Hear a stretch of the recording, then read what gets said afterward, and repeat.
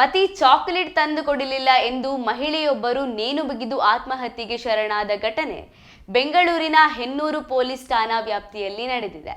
ಮೃತರನ್ನು ನಂದಿನಿ ಎಂದು ಗುರುತಿಸಲಾಗಿದೆ. ನಂದಿನಿಗೆ 6 ವರ್ಷ ಹಿಂದೆ ಮದುವೆಯಾಗಿದ್ದು 2 ಮಕ್ಕಳಿದ್ದಾರೆ.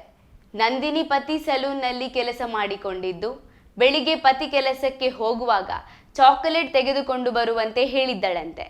ಆದರೆ ಮಧ್ಯಾಹ್ನವಾದರೂ ಪತಿ ಚಾಕೊಲೇಟ್ ತಂದು ಕೊಟ್ಟಿಲ್ಲ. ಅಲ್ಲದೆ ಫೋನ್ ಮಾಡಿದ್ದರೂ ಪತಿ ಸ್ವೀಕರಿಸಿಲ್ವಂತೆ. ಇದರಿಂದ ಮನನೊಂದು ಮನೆಯಲ್ಲಿ ನೇಣಿಗೆ ಶರಣಾಗಿದ್ದಾಳೆ ಎಂದು ತಿಳಿದು ಬಂದಿದೆ. ಬಳಿಕ ಪತಿ ಮನೆಗೆ ಬಂದು ನೋಡಿದಾಗ ನಂದಿನಿ ನೇಣು ಹಾಕಿಕೊಂಡಿದ್ದಳು. ತಕ್ಷಣ ಆಸ್ಪತ್ರೆಗೆ ಕರೆದೊಯ್ದಿದ್ದಾರೆ. ಆದರೆ ಅಷ್ಟರಲ್ಲಾಗಲೇ ನಂದಿನಿ ಪ್ರಾಣ ಪಕ್ಷಿ ಹಾರಿ ಹೋಗಿತ್ತು. ಚಾಕೊಲೇಟ್ ತಂದು ಕೊಡದಿದ್ದಕ್ಕೆ ಆತ್ಮಹತ್ಯೆ ಮಾಡಿಕೊಂಡಿದ್ದಾಳೆ ಎಂದು ಹೇಳಲಾಗುತ್ತಿದೆ. ಆದರೆ ಈ ಬಗ್ಗೆ ಪೊಲೀಸರು ಯಾವುದೇ ಖಚಿತ ಕಾರಣ ನೀಡಿಲ್ಲ. ಈ ಹಿನ್ನೆಲೆಯಲ್ಲಿ ಪೊಲೀಸ್ ತನಿಖೆ ಬಳಿಕ ನಂದಿನ ಸಾವಿನ ಬಗ್ಗೆ ಸತ್ಯಾಸತ್ಯತೆ ತಿಳಿದು ಬರಲಿದೆ.